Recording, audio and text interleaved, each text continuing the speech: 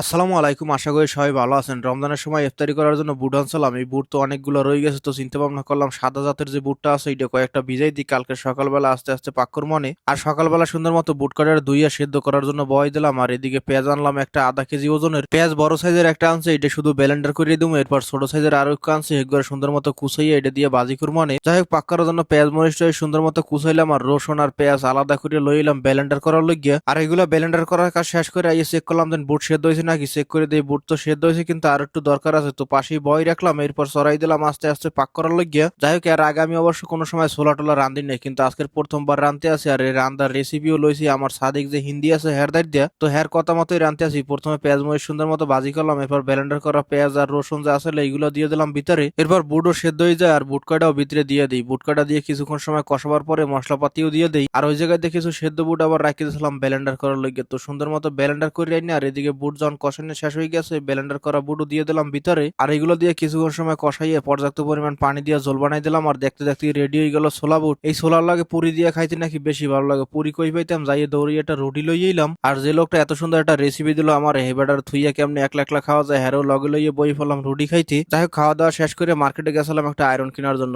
সাদা শার্ট যেগুলো আছে এগুলো আয়রন না করলে দেখতে খারাপ সিনাই। আয়রন তো একটা লয়েছি সস্তায়, কিন্তু আবার সময় দেয় চাউলের ভিতরেও ডিসকাউন্ট দিয়েছে। এদিকে চাউল দুই একদিনের ভিতরে শেষ হয়ে যাবে।